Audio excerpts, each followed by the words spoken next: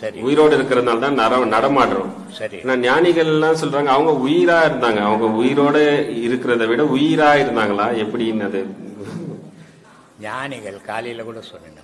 ஆமாங்க. மனுஷன் உடலையும் உயிரையும் நம்பி வாழறது.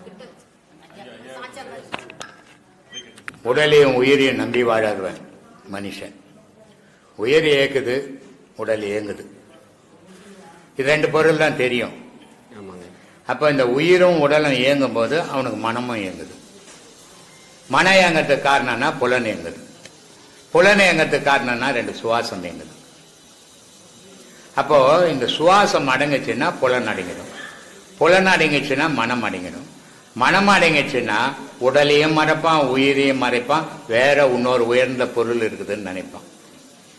அந்த உயர்ந்த பொருளை கூட உறவாடுறதுதான் மகான்களுடைய நிலை. ஆன்மாவோடு அவன் உயிரோட உறவாடுறவங்க கிடையாது. உயிர் தான் பிறந்த குழந்தைக்கு நாய்க்கு நரிக்கு எல்லாம் கொடுத்தானுக்குது, அது கூட தானே உயிரோட உலாவிக்குது. அது ஒரு அதிசயம் கிடையாது. ஆனா ஆன்மாவோட உலாவ முடியாது மனுஷனால. அந்த ஆன்மாவோட உலாவணும்னு சொன்னா அவன் பல முயற்சிகளை பண்ணி அதுல முன்னேறணும். அதுக்கு பிறவி தொடர்பும் தேவைப்படுதுங்க. ஒரு பிறவியில போய் அதை அறிஞ்சிட முடியாது. சரி. அதனால அந்த மகான்கள் ஆன்மாவோட உறவாடுறான். அந்த உறவு எதுக்காக ஆடுறான்னா இறைவன்கிட்ட இருந்து செய்தியை சேகரிக்கிறான். அந்த இறைவன்கிட்ட இருந்து சேகரிச்ச செய்திகளை இந்த மக்களுக்கு சொல்றான். அந்த மக்களுக்கு சொல்லும் போது மக்களை நல்வழிப்படுத்தத்தான் ஒவ்வொரு மகானும் ஒவ்வொரு காலத்திலையும் உலகத்துக்கு வந்துக்கிறான். இறைவனே அதை அமைச்சுக்கிறான். இப்ப நான் செத்து போயிட்டேன், என்னுடைய பிறப்பு நானே தான் முடிவு பண்ணிக்கிறேன். ஏதோ ஒரு தாயும் தகப்பனும் புணரல் பண்றான், அதுல போய் நான் போடுறேன், நான் பிறந்துடுறேன் உலகத்துல. அப்போ என்னுடைய பிறப்பு என்னுடைய இறப்பு நான் தான் முடிவு பண்றேன். ஆனா மகான்களுடைய பிறப்பை மகான் முடிவு பண்றது இல்லை, இறைவன் முடிவு பண்றான். இந்த உலகத்துல இந்த இடத்துல நீ தேவைப்படுற, இந்த உலகத்துல இந்த இடத்துல போய் இந்த மக்களை நல்வழிப்படுத்து, இந்த உலகத்துக்கு நல்ல வழிகளை சொல்லு. அது உன்னுடைய கடமைகள் முடிஞ்ச உடனே நீ என்ன சேரு. அப்போ அந்த மகான் வந்ததும் இறைவங்கிட்ட இருந்து, போய் மறுபடியும் சேர போதும் இறைவங்கிட்ட இருந்து. ஆனா இந்த மனுஷன் பிறப்பெடுத்ததும் என்னாலேயே, மரணம் அடைஞ்சதும் என்னாலேயே. அப்போ ரெண்டுமே முடிவு இங்கே பூமிக்குள்ளே நடக்குது, இறைவங்கிட்ட நடக்குது. அதனால மகான்களுடைய நிலை உயர்ந்த நிலை, மனிதனுடைய நிலை தாழ்ந்த நிலைப்பா. உயர்ந்த நிலைக்கு போனோம் தான் பேசுகிறேன். அது இந்த யோக பயிற்சியால மட்டும்தான் போகும். அதை தவிர வேற எதாலையும் போக முடியாது. நீ தாயினுடைய கர்ப்பத்திலிருந்து இந்த பூமிக்கு எதை கொண்டு வந்த, எதால வந்த? உடலால வர முடியுமா? வர முடியாது, வர முடியாது. உயிர் இல்லைன்னா ஒரு குழந்தைக்கு, ஒரு குழந்தை இந்த உலகத்துக்கு வராது, தாய் கர்ப்பத்துல செத்து போயிடும். தாய் கர்ப்பத்தில் அது செத்துதுன்னா தாயும் கொண்டுடும். அப்போ உயிரால தான் இந்த உலகத்துக்கு வந்தது. இந்த உயிரை கொண்டுதான் கடவுளையும் அடையணும். உயிர்ன்றது ஒரு ஏணிப்படி மாதிரி, அதுல இருந்து ஏறி போயிடணும். ஏறி போயிட்டு இறைவன் அடையணும். அந்த உயிர்ன்றதுக்கு யோகம் தேவை. உயிரை அறியணும், உடலை மறக்கணும். அப்படி உயிரை அறிஞ்சு உடலை மறக்கும் போதுதான் யோகத்தினுடைய முழு நிலை கிடைக்கும். அந்த முழு நிலை கிடைச்சாதான் ஞான பாதை தெரியும். அந்த ஞான பாதையில பயணம் பண்ணாதான் இறைவன் இருக்கிற வழி தெரியும். அந்த வழியில பயணம் பண்ண முடியும். அதுக்கு இவ்வளவும் தேவைப்படுதுங்க. அதுக்கு ஒரு நல்ல குருவும் தேவைப்படுறான். கண்ட குருவெல்லாம் போனீங்கன்னா கண்ணாபண்ணமா தான் போகணும். ஏன்னா அவனுக்கு அனுபவம் இல்லை, அவன் அனுபவிச்சத வரைக்கும் சொல்ல போறான். அப்ப நீயும் போக முடியாது, அவனும் போக முடியாது, தடுமாறிடும். சரியான, அதனால்தான் அப்பவே சொன்னான் மெய் குருவை நாடி போடணும். அதனாலதான் திருமூலர் சொன்னார், மெய் குருவின் வார்த்தை கேட்டல், மெய் குருவின் மேனி தரிசித்தல் அப்படின்னு எல்லாத்தையும் சொன்னார். அதனால உண்மையான குரு கிட்ட போகணும், உண்மையான குருவை தேர்ந்தெடுக்கணும், அவர் சொன்ன பாதையில கரெக்டா பயணம் பண்ணணும். அதனால்தான் திருமூலர் சொன்னார், ஆரியன் நல்லான் குதிரை இரண்டுண்டு.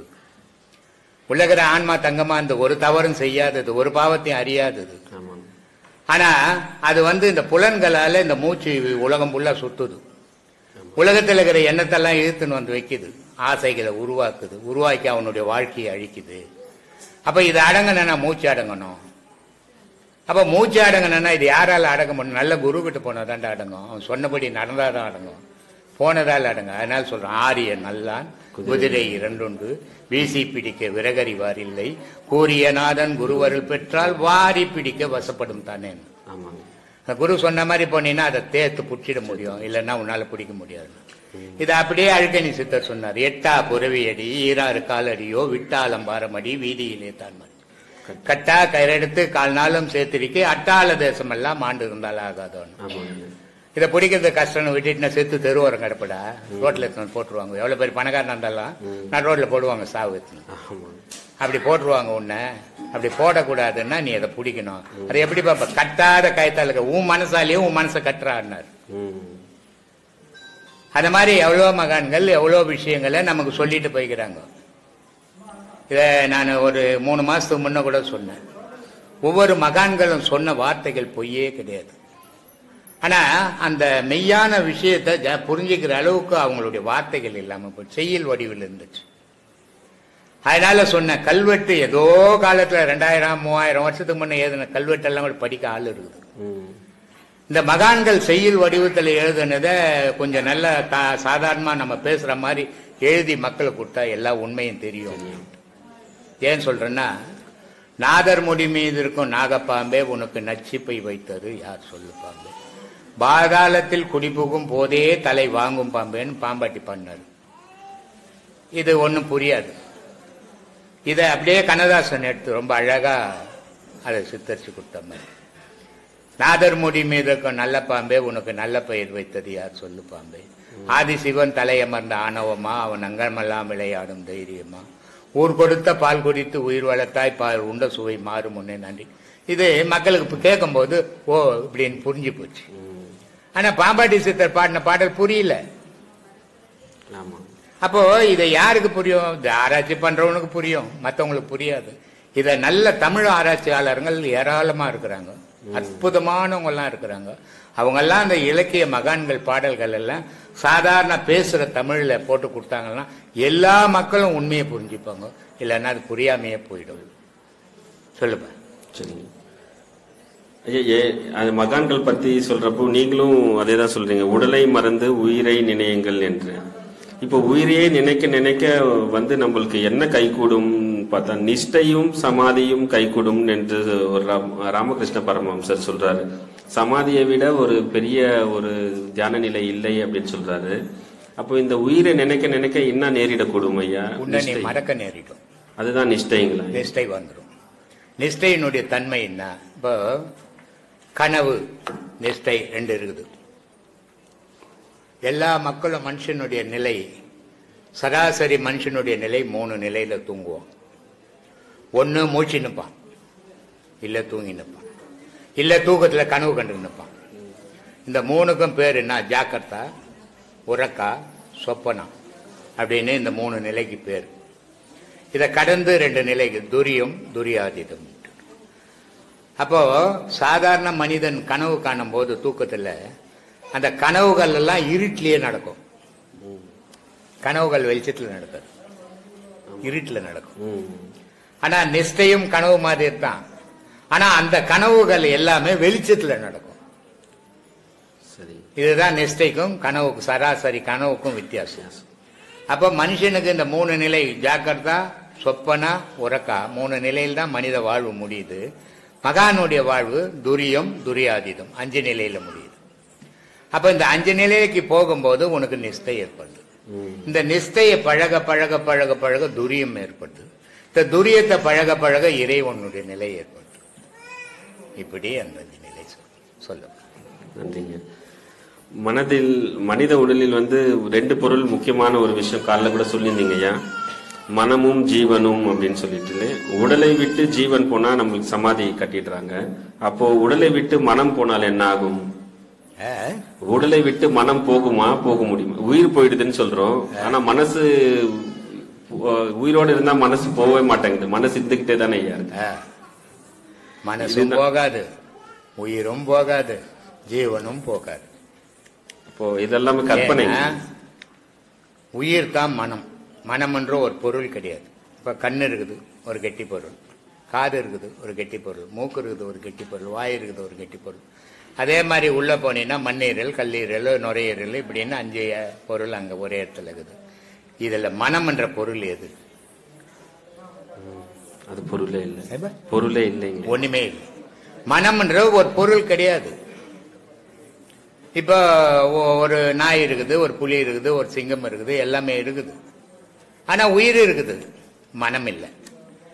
எப்படி அதுக்கு மட்டும் மனம் இல்லைன்றோம்? சாப்பிடுது, கத்துது, கொலைக்குது, எல்லாமே செய்யுது. அப்போ அது என்ன மனுஷனுக்கு மட்டும் மனம் இருக்குது, உனக்கு மற்றதுக்கெல்லாம் மனம் இல்லைன்றீங்க அப்படின்னு கேள்வி வரும் இல்லையா? அதுக்கு பொண்டாட்டி, அதுக்கு உறவு, அதுக்கு சொத்து சேர்க்கணும், நாளைய உலகத்தை வாழணும் அப்படின்றதுலாம் அது கிடையாது. பிறந்தது, வளர்ந்தது, உணவு கட்டி சாப்பிட்டு செத்து போச்சு. இதனால அதுக்கு பேர் ஜீவன் சொல்றோம். ஆனா நீ என்ன பண்ற? ஒரு பாசத்தை உண்டாக்குற, ஒரு காமத்தை உண்டாக்குற. இப்போ மாடு இருக்குது, ஒரு மாடு ஒரு எருது மாடை கண்ணு போடும். அந்த எருது மாடு வளர்ந்துட்ட உடனே அதுக்கு தாயின்னு தெரியாது, அதுகிட்ட புணர்வு பண்ணும். அப்போ அந்த பிரிவினை தெரியல அதுக்கு, அதனால அதுக்கு பேர் ஜீவன் சொல்றோம். ஆனா நமக்கு பிரிவினை தெரியுது, இது மனைவி, இது தங்கச்சி, இது அக்கா, இது அம்மா அப்படின்ற பிரிவினை தெரியுது. இதனால மனம் இருக்குது. மனத்தினுடைய சேர்க்கை என்ன அப்படின்னா, மூச்சோட எண்ணங்கள் சேரும்போது அது மனமா மாறுது. மனம் என்ற ஒரு பொருள் கிடையாது, தனியா ஒரு கெட்டி பொருள் கிடையாது.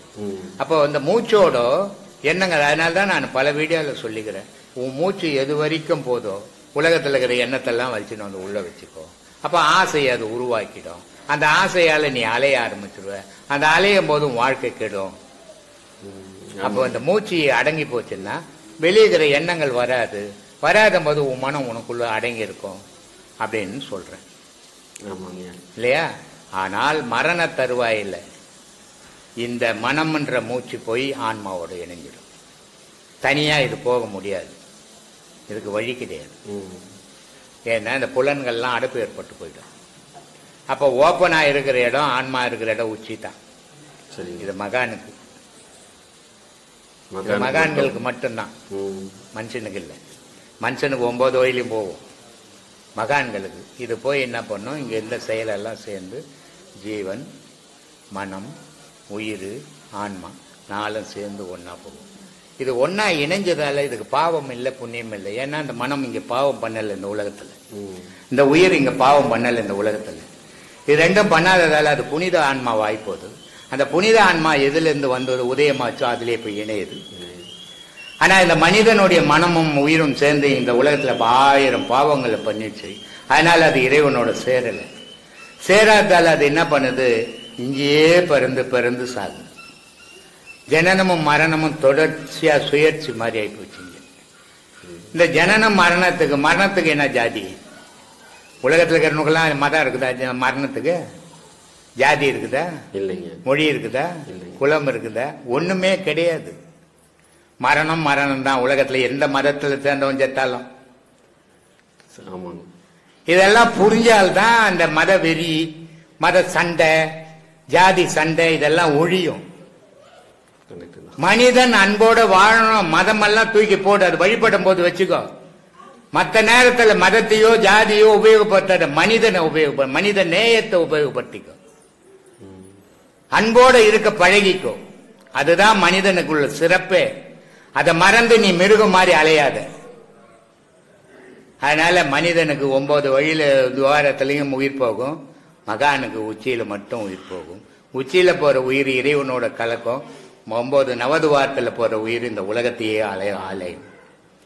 அதுதான் பிறப்பு இறப்பினுடைய ரகசியம். சொல்லுமா. இல்வாழ்க்கையில ஈடுபட்டவங்களுக்கும் சரி, ரிஷிகள், பித்ருக்கள், சரி, தேவர்கள், பித்ருக்களா? பித்ருக்கள் வேற, ரிஷிகள் வேற, தேவர்கள் வேற. வேற வேற சொல்லு. அவங்களுக்கெல்லாம் பித்ருக்கள் என்றவன் செத்து போனவன். ஆமாங்க. தேவர்கள் என்றவன் கடவுளை தேடின்னு இருக்கிறவன். ரிஷிகள் என்றவன் மேல் லோகத்துல இருக்கிறவன். நீ யாரை பத்தி கேட்கற சொல்லு. இந்த 5 பேருக்கும் ஹோமங்கள் யாகங்கள் நடத்துவதற்கு சரியான விஷயமா அப்படின்னு வசதியை பொறுத்து தான் ஆகுது. இப்போ எனக்கு வசதி கிடையாது, நான் எந்த ஹோமமும் நடத்ததில்லை, எந்த யாகமும் நடத்ததில்லை. உங்ககிட்ட வசதி இருந்ததுன்னா யாகங்கள் நடத்திட்டு அதில் 1 லட்ச ரூபாய் போட்டு கொளுத்தி போட்டு உன் புடவை ஜாக்கெட்டெல்லாம் போட்டு கொளுத்துட்டா அது யாகம் ஆகிடும். வசதியை பொறுத்து தான் யாகங்கள்லாம். வசதி இல்லைன்னா ஒரு யாகமாக நடத்த முடியாது. இந்த யாகங்கள் யாரும் நீ யாகம் நடத்துறியா இல்லையானா அவங்க மேலேருந்து உன்னை பார்த்துக்கணும் இல்லை. இதெல்லாம் உன் நினைவுக்கு செய்கிற வேலையை தவிர அவங்க எங்கேயாவது யாகம் நடத்த எனக்குன்னாங்களா? அவங்க அதை பத்தியே நினைக்க, உலகத்தை பத்தியே நினைக்காதவங்க நீ யாக நத்தத்தியா நினைச்சுன்னு போறாங்க. அதனால இந்த செயலெல்லாம் உன் பயத்துக்காக செய்யப்படுற செயலை தவிர அவங்களுக்கும் அதுக்கும் சம்பந்தமே கிடையாது. சொல்லுங்க சாமி. சிவவாக்கியர் வந்து மூட நம்பிக்கைகளை ஒழிக்கணும்னு சொல்லி ரொம்ப பாடுபட்டு நிறைய புத்தகங்கள்லாம் நிறைய பாடல்கள் எழுதியிருக்காரு. சரி. அதுல ஓடி ஓடி உட்கலந்த சோதியை நாடி நாடி நாட்களும் கழிந்து போய் வாடி வாடி மாண்டு போன மாந்தர்கள் கோடி கோடி எண்ணிருந்த கோடின்னு சொல்றாரு. சரி சரி. அப்ப எத்தனையோ கோடி பேரு கடவுளை நோக்கி தேடி செத்து போயிட்டாங்க, ஆனா கடவுளை கண்டுபிடிக்க முடியல. சரி அப்படின்றாரு அவரு. ஆமா. அதுக்கு கடவுளை கண்டுபிடிக்கிறதுக்கு உங்க இதுல என்ன, நீங்க வந்து அந்த பாமர மக்களுக்கு கடவுளை தேடி அலையிறவங்களுக்கு நம்ம ஆசிரம சார்பாகவும் உங்கள் சார்பாக, ஏன்னா உலகம் பூரா உங்க சீடர்கள் இருக்காங்க, அவங்களுக்கு நீங்க சொல்லக்கூடிய ஒரு, இப்போ அவர் முதல் பாடல்ல என்ன சொல்றாரு, ஓடி ஓடி உட்கலந்த ஜோதியை நாடி நாடி நாட்களும் கழிந்து போய் வாடி வாடி வாடி போன மாந்தர்கள் கோடி கோடி எண்ணிருந்த கோடியோன்ட்டார். கடவுள் என்ற பொருளை மலை காடு மோடெல்லாம் தேடி திரிஞ்சு, அது கடவுள் என்ற பொருள் ஒரு ஒளி, அந்த ஒளியை தேடி உலகம் ஃபுல்லாக திரிஞ்சு எங்கேயுமே கிடைக்காத செத்தவன் எவ்வளோன்னு எண்ண முடியாதுறான்னு ஒரு இடத்துல சொல்கிறாரு.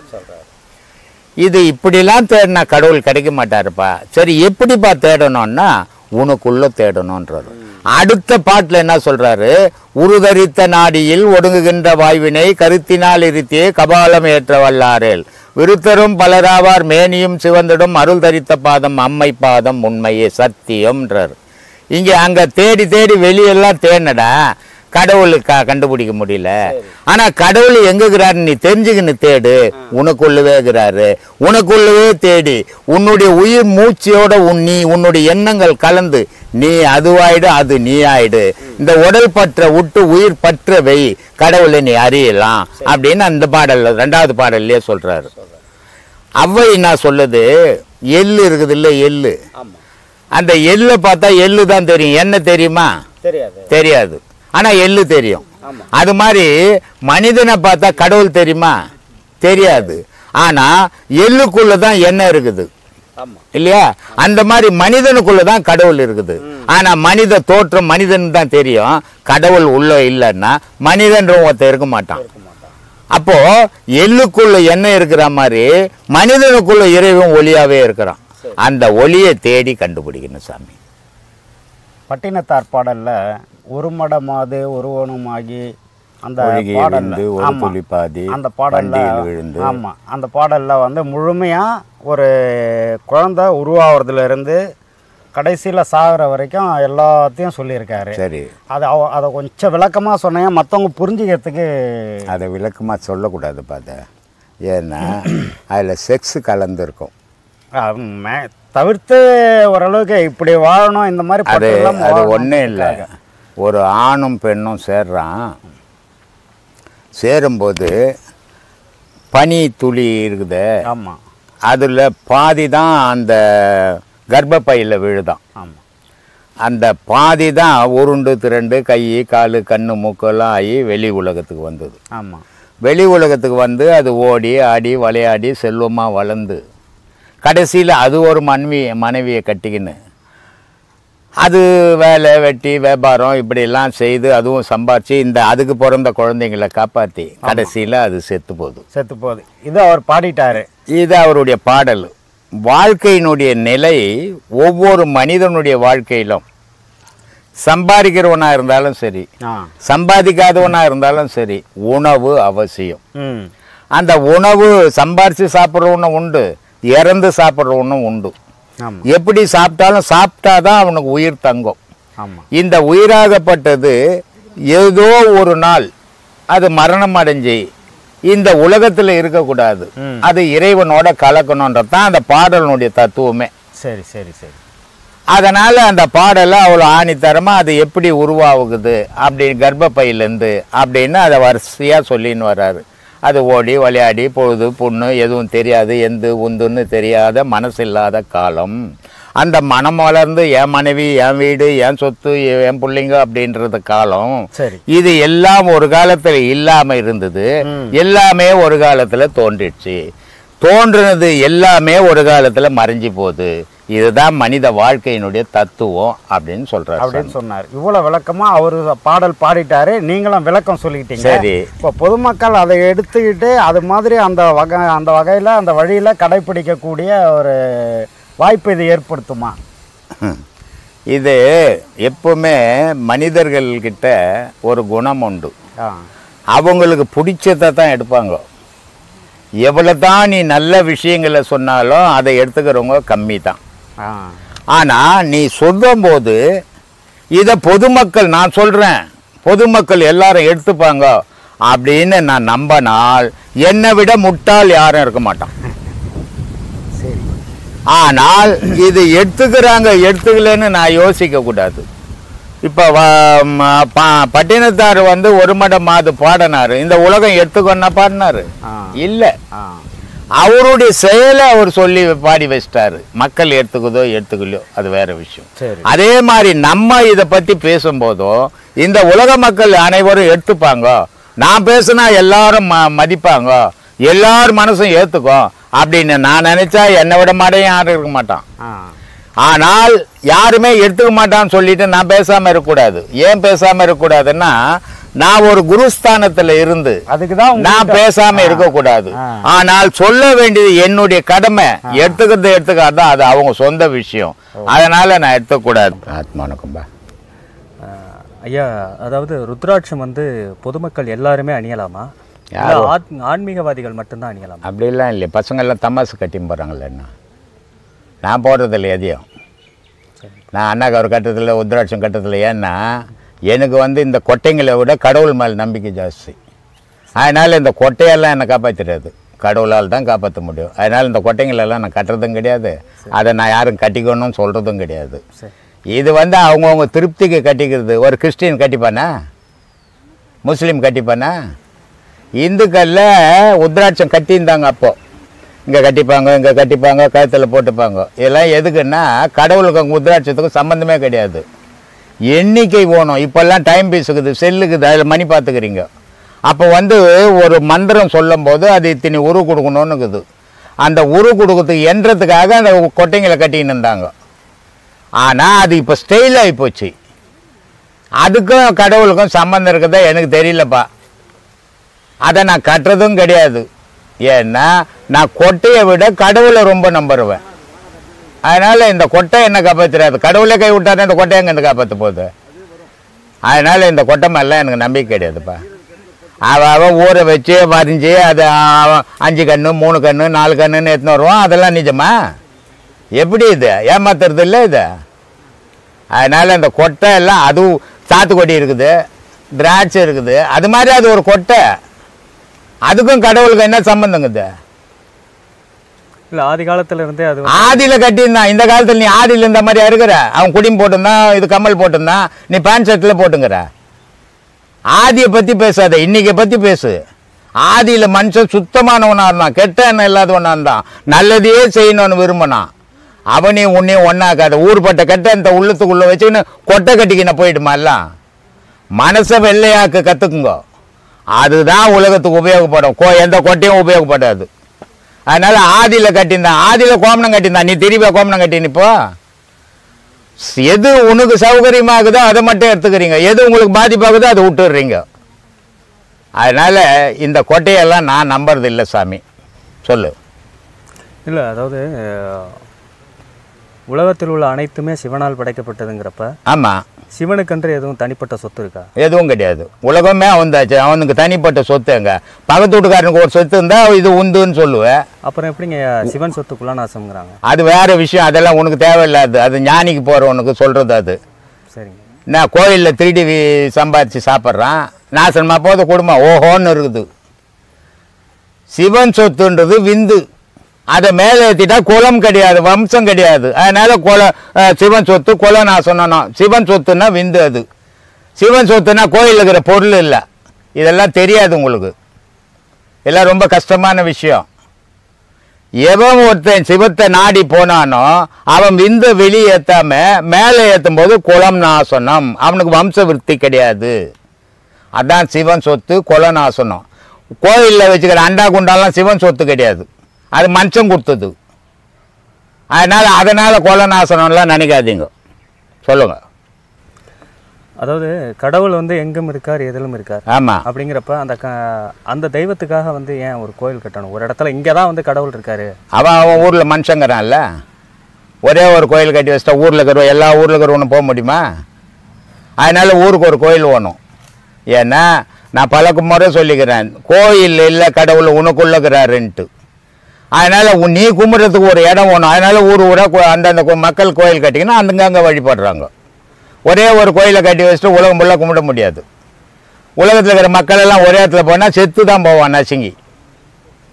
அதனால் ஊருக்கு ஒரு கோயில் அவசியம். அவை சொல்லுது, கோயில் இல்லா ஊரில் குடியிருக்க வேண்டாம்னு. கோயில் எதுக்கு போனோன்னா ஒழுக்கம் வர்றதுக்கு கோயில் அவசியம்டான்னா. இல்லைன்னா ஒழுக்கமாக இருக்க மாட்டான், காட்டு மனுஷன் மாதிரி வாழ்வான், மிருகம் மாதிரி ஆயிடுவான். அப்போ கோயில் இருந்ததுன்னா ஒரு பக்தி நல்ல அறிவுகள் வளரும் அப்படின்றதுக்காக கோயில் கட்டி வச்சாங்க. சொல்லு ஐயா. அதாவது இந்த கோவிலில் வந்து பிரகாரம் சுற்றி வந்து சரி கடைசியாக கும்பிட்டு விழுகும்போது வடக்க தான் தலை வச்சு கும்பிட்டு விழுகணுங்கிறாங்களே. இதெல்லாம் மனுஷன் வச்சுக்கிறது. சாமி எப்போ சொல்லிக்குதா நீ வடக்க வச்சு கும்பிடு தெற்க வச்சு கும்பிடுன்ட்டு? இல்லை, அதுக்கும் அறிவியலுக்கும் எதுவும் ஒரு சம்பந்தமும் கிடையாது. அறிவியல்ன்றது நீ தான். நீ எந்த பக்கம் பார்த்தினாலும் அறிவியல் தான். இந்த பக்கம் பார்த்தா கிழக்க பார்த்த அறிவியல் இல்லை, மேற்க பார்த்த அறிவியல் இல்லை, தெற்க பார்த்த அறிவியல்னு அது அறிவியல் சொல்லி வச்சு உன்னை ஒரு பயம் பொத்தி இப்படியெல்லாம் ஒழுக்கத்துக்கு எடுத்துன்னு வரத்துக்கு அதெல்லாம் வச்சாங்க. ஆனால் அறிவியலுக்கும் அதுக்கும் சம்மந்தமே கிடையாது. அறிவியல் வந்து சாமி கும்பிட்றது அறிவியல். எந்த மதத்திலையும் இல்லாத ஒரு சிறப்பு இந்து மதத்தில் அறிவியல் பூர்வமாக தெய்வத்தை வழிபட வச்சான். ஒரு கோயில் உள்ளே போனீங்கன்னா அது எவ்வளோ பெரிய கோயிலாக இருந்தாலும் எப்படி பெரிய பெரிய சாமியாக இருந்தாலும் முன்னாடி ஒரு பிள்ளையார் கோயில் இருக்கும். பிள்ளையார் கோயிலாண்ட போய் 2 கொட்டு போட்டுக்குன்னு 3 பக்கம் சுற்றி வந்து தோப்பக்கரணம் போட வச்சான். இது அறிவியல் பூர்வம். ஏன்னா அங்கே பிள்ளையார் உன்னை தோப்பலம் போட சொல்ல, போட்டின்னா உன் உடல்நிலை சீராக இருக்குன்றதுக்காக தோப்பலம் போட வச்சான். இப்படி ஒவ்வொரு சாமியாண்டியும் ஒவ்வொரு விதமாக கும்பிட வச்சது அறிவியல் பூர்வமாக வச்சான். உலகத்தில் இன்னைக்கு புது புது மதங்கள் தோன்றுச்சு. ஆனால் எல்லா மதமும் இந்து மதம் எப்போ தோன்றுச்சுன்னே தெரியாது. ஆனால் இந்து மதம் முட்டாள் மதம்னு கூட சொல்லுவான். ஆனால் அந்த முட்டாள் கும்பிடுற மாதிரி தான் உலகத்தில் இருக்கிற எல்லா மதமும் சாமி கும்பிடும். அது கிறிஸ்துவ மதமாக இருந்தாலும் சரி, முஸ்லீம் மதமாக இருந்தாலும் சரி, இந்து மதமாக இருந்தாலும் சரி, புத்த பிச்சா இருந்தாலும் சரி, யாராக இருந்தாலும் தலையை கீழே வச்சு பொட்டத்தை தூக்கி தான் சாமி கும்பிடுவோம். இதுதான் வழிமுறை. மதம்ன்றது அங்கே இல்லை. இது அறிவியல் பூர்வம். உன் உடல் நீர் ஆகப்பட்டது உன் மூளைக்கு வந்து அந்த நீர் திரும்பி உன் இடுப்புக்கு போச்சுன்னா நீ மனிதனாக இருப்ப, மிருகமாக மாற மாட்டேன்றதுக்காக கும்பிட வச்சான். சொல்லு ஐயா. அதாவது வால்மீகி எழுதுகிற ராமாயணத்தில் ராவணனை பற்றி அந்த அளவுக்கு நல்லா புகழ்ந்து எழுதியிருப்பாரு. சரி. கம்பர் எழுதின அந்த ராமாயணத்தில் வந்து ராவணனை வந்து ஒரு அரக்கனா சித்தரிச்சிருக்காரு. சரி. ராவணனுங்கிறவன் ஒரு தமிழன் இல்லையா? தமிழன் யார் பார்த்தது? யாருன்னா இருக்கிறான் பார்த்தவன் இல்லைங்க. அதாவது தமிழன் பார்த்தவன் யாருன்னா ஒருத்தங்கிறானா? எல்லாம் சொல்லப்பட்டது தான். சொல்லப்பட்டது எழுதப்பட்டது தான். எழுதப்பட்டதை வச்சு தான் பாட்சின்னுக்கிற. நீ எழுதும்போது ஒரு மாதிரி எழுதுவேன், நான் எழுதும்போது ஒரு மாதிரி எழுதுவேன். அப்படின்னு ஒரு ஆளே கிடையாது. ராவணன் வந்து சிவபக்தன். அவன் போய் சீதையை தூக்குவானா? அது அவன் பொண்ணுன்னு தெரியாதா? ஆனால் கதையில் அப்படி தான் இருக்குது. கதையை வந்து வாழ்க்கைக்கு எத்தனை வராதிங்க. கதையை கதையாகவே படிங்க. எனக்கு வந்து எல்லா மனுஷனும் சிறந்தவன் தான், எல்லா மக்களும் சிறந்தவன் தான். என்ன ஒரு கேள்வி கேட்டிருந்தாங்க, விவேகானந்தர் இந்திய பெண்களை பற்றி உயர்த்தி பேசிக்கிறாரு, நீங்கள் என்ன நினைக்கிறீங்க அப்படின்ட்டு. உலக பெண்கள் எல்லாரும் உயர்ந்தவங்க தான். உலக பெண்கள்னு ஒன்று இல்லைன்னா ஆண்கள்னு ஒன்று இல்லை, ஆண்கள்னு ஒன்று இல்லைன்னா உலகம்னு ஒன்று இல்லை. அதனால் தமிழ்நாட்டு பெண்கள் தான் உயர்ந்தவங்கன்னு பேச முடியுமா? தப்பு இல்லையா அது? எல்லா நாட்டு பெண்களும் உயர்ந்தவங்க, எல்லா நாட்டு ஆண்களும் உயர்ந்தவங்க, எல்லா நாட்டு மொழியும் உயர்ந்த மொழி தான். என் மொழி உயர்ந்தது, உன் மொழி. நீ கண்டது தமிழ், நீ காணாதது எவ்வளோகுத. அதனால் அப்படியெல்லாம் பேசக்கூடாது. சரிங்க ஐயா. அந்த சிவனுடைய பாதம் வந்து சிதம்பர பதம்னு சொல்கிறாங்க. சிதம்பர பதம்னா சிவனுடைய பாதமெல்லாம் எங்கேயுமே இங்கே கிடையாது. சிவன் கை கால் வச்சு நடந்துக்குன்னு இல்லை. சரிங்க. சிதம்பரம் என்னன்னா ஒன்றும் இல்லாதது அப்படின்றது தான் சிதம்பர ரகசியம்.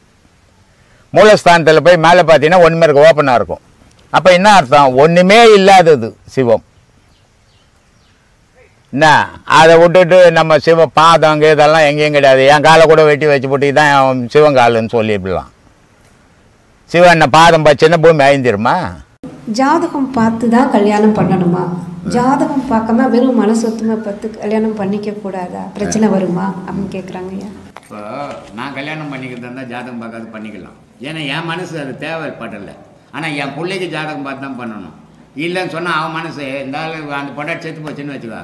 அப்போவே சொன்னேன், நான் ஜாதகம் பார்த்து பண்ண சொன்னேன், இந்த பொம்பளைக்கு உண்மையில் அதை எத்தையோ போய் கட்டி வச்சுட்டு செத்து போச்சு, என் வாழ்க்கையில் இந்த பொம்பளையால் போச்சுன்னுவான் சொல்லுவான்ல. அப்போ ஜாதகம் பார்த்து தானே ஆகணும்.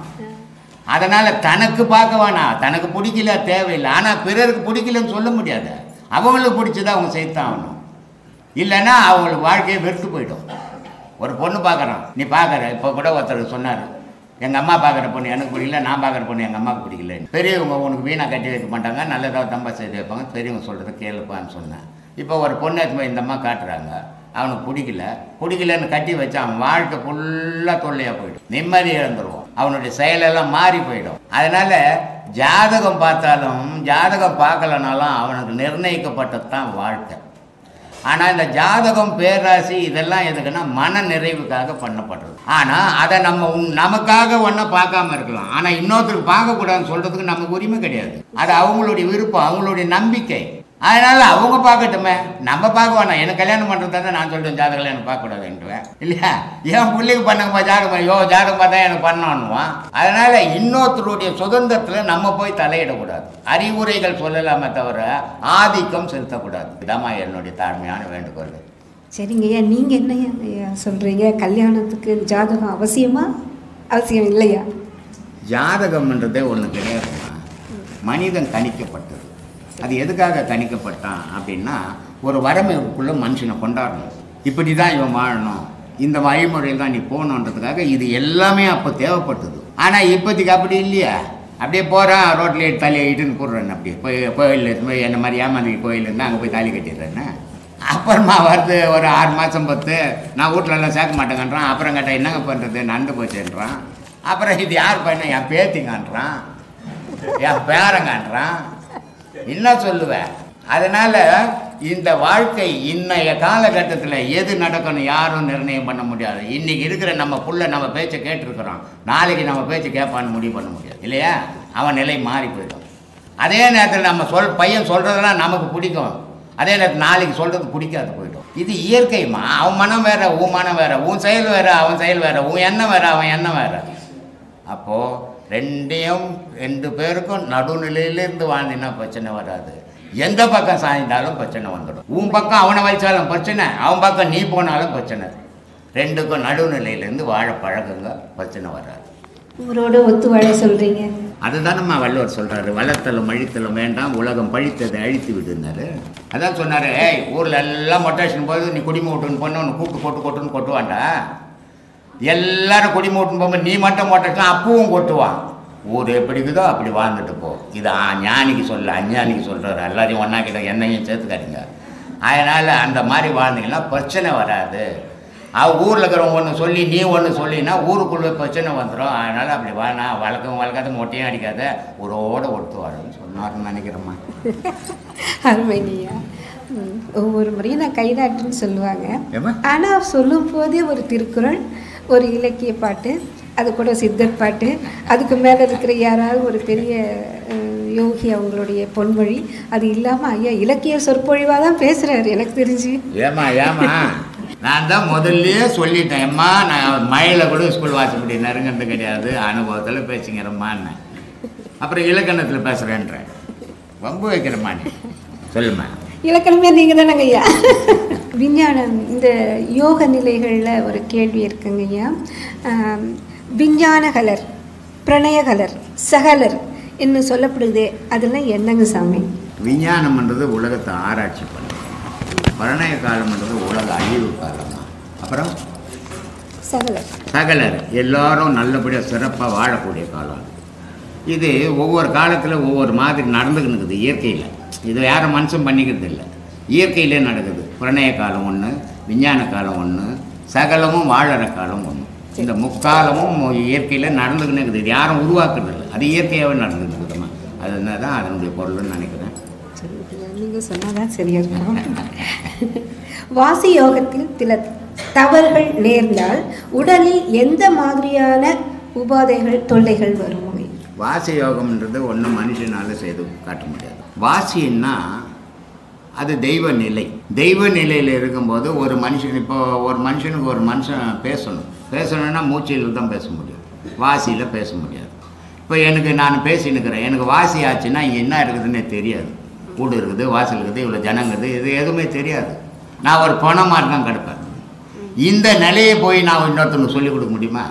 முடியாது. அப்போது மூச்சு யோகம் இருக்கிறவன் தான் அடுத்தவனுக்கு சொல்லிக் கொடுக்க முடியும். அதனால் மூச்சு யோகம் சொல்லிக் கொடுத்து இந்த மூச்சாகப்பட்டது வாசியாக மாறணும். அது இயற்கையில் மாறணும், நீ பண்ண முடியாது. அப்போது அந்த மூச்சாகப்பட்டு மடமாறின்னு பேர். அதுக்கு அந்த மூச்சு முன்னுக்கு தொப்புளுக்கும் மூக்குக்கும் போய் வர மூச்சு மூலாதாரத்துக்கும் உச்சிக்கும் போய் வர பழகணும். அப்படி பழகும்போது இந்த கழுத்துக்கு கீழே மூச்சே இருக்காது. அதுதான் வாசி. வாசின்றது இங்கே பார்த்தீங்கன்னா மரம், செடி, கொடி, பூமி, மனுஷன் கிஞ்சம் எதுவுமே தெரியாது. வரும் கண்ணுக்கு நீ எட்டின வரைக்கும் வரும் பேரொளி தான் தெரியும், வேற எதுவுமே இருக்காது. இங்கே சூன்யமாக தான் இருக்கும். அதுதான் வாசி. இது தெரியாமல் நான் வாசி சொல்லித்தரேன்னு காசு பறிக்கிறாங்க. அதை எப்படியாவது அவங்களோட போட்டோம். நான் மூச்சு பயிற்சி தான்மா சொல்லித்தரேன். மூலாதாரத்தில் உள்ள விந்து கனல் வாய்வின் ஊர்ந்து செல்லுதலால் அஞ்ஞான பீடத்தில் தோன்றும் காட்சி என்ன அப்படின்னு ஒருத்தர் கேட்குறாங்க. மூலாதாரத்தில் இருக்கிற விந்து இப்போ குண்டலி பாம்புன்னு அதுக்கு ஒரு பேர் உண்டு. அது எப்படி இருக்குதுன்னா அந்த விந்து அப்படி சுற்றி தலையை கீழே வச்சுக்கின்னு இருக்குது மூலாதாரத்தில். மூலாதாரம்னா என்ன அப்படின்னா முதுகு தண்டுனுடைய கடைசி 2 புற்றத்தனுக்கு இடையில் இருக்கும், அது மூலாதாரம். அந்த மூலாதாரத்தில் இருக்கிற விந்து பாம்புன்றது தலை கீழே தொங்க போட்டுன்னு, அது தலையை கீழே தொங்க போட்டுன்னு இருக்கிற வரைக்கும் நீ முழிப்பில் இருக்க. அது திரும்பி மேலே வந்துச்சுன்னு சொன்னால் நீ தூங்கிடுவேன். இதுதான் மனுஷனுக்குள்ளே அஞ்ஞானிக்கு நடக்கிற விஷயம். என்னன்னா பாம்பு கீழே தொங்குற வரைக்கும் உன்னுடைய விழிப்பு, உன்னுடைய தொழில், உன்னுடைய இது எல்லா செயலும் இருக்கும். ஆனால் பாம்பு மேலே திரும்பி போச்சுன்னாக்கா நீ தூங்கிடுவ, எந்த வேலையும் செய்ய முடியாது, எதுவும் செய்ய முடியாது, தூங்கிடுவேன். இது அஞ்ஞானத்தில் நடக்கிற விஷயம். மெஞ்ஞானத்தினுடைய விளைவு என்னன்னா இந்த தூங்கிக்கினுக்கிற பாம்பை இந்த மூச்சு காற்று இப்படி வந்து போகாமல் மூலாதாரத்தில் போய் தட்டணும் அந்த தலையை. அந்த கொம்பை தாடிக்க முடியும் எழுப்பத்துக்கு. அப்போ இந்த காற்றால் தான் அதை எழுப்பணும். அப்போ அந்த காற்றால் எழுப்பும்போது நீயும் மூச்சு இருக்கணும், பாம்பும் மூச்சு இருக்கணும், 2 மொழிப்பு இருக்கணும். இந்த 2 மொழிப்பு இருக்கிற நிலை உன் நிலை என்னன்னா தூங்காத தூக்கம். தூங்கிக்கின்னு இல்லை, நீ முழிச்சுக்கணும் இல்லை, 2க்கு இடைப்பட்ட நேரத்தில் இருக்கிற. இதை தான் சொன்னார். அகங்காரம் உள்ளடக்கி ஐம்பொலனை சுட்டறுத்து தூங்காமல் தூங்கி சுகம் பெறுவது காலம். இப்படி தூக்கத்தில் உனக்கு மனநிலை என்ன ஆகும்? தேங்காய் கருணை வெள்ளம் தேக்கிருந்து உண்பதற்கு வாங்காமல் விட்ட குறை வந்தெடுப்பது எக்காலம். ஓயா கவலையினால் உள்ளுடைந்து வாடாமல் மாயா பிறவி மயக்கறுப்பது. உன் மனம் வந்து தேங்காய் மாதிரி ஆச்சுன்னா உன் பிறப்பாக இருக்கும். இருள் அமாவாசை மாதிரி மனசை வச்சுக்கின்னு வெளியே வெள்ளையாக கட்டிக்கின்னு திஞ்சின்னா ஒரு பயனும் கிடையாது. இதாம்மா என்னுடைய பொருள். இதுதான் தூங்காமல் தூங்கி சுகம் பெறும் சுகம். ரொம்ப பெரிய நிலைங்கய்யா. இதை தான் இந்த குண்டலியை தான் என்ன பண்ணுறாருன்னா திருமூலர் ரொம்ப அழகாக சொல்கிறார். அப்போ நான் கொஞ்ச நேரத்துக்கு முன்ன கூட போட்டேன். குண்டலின்றது நூற்றல், மேலே ஆன்மான்றது சிவம். அப்போது இந்த பேசு தனியாகவும் நூற்றல் தனியாகவும் இருக்கும்போது சராசரி மனுஷனாக தான் வாழ்வான். இந்த நூற்றலையும் பேசியும் ஒன்றாக்கிட்டேன்னா அவன் ஞானியாக வாழ்வான். எதை பார்த்தாலும் ஒன்றாவே தெரியும். அப்போ இதை ஒன்றா ஆக்கணும். இதை ஆயிடுமா தானானா தானாவா, நீ தான் இது சேர்க்கணும். அதனால் சொல்கிறார் அதை.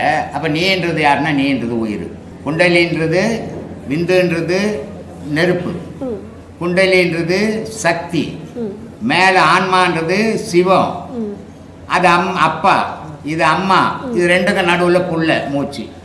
இந்த புள்ளையாகப்பட்ட மூச்சு தான் எடுத்துன்னு போய் அந்த அப்பானோட சேர்க்கணும். அதனால் ரொம்ப அழகாக சொல்கிறார் திருமூலர்.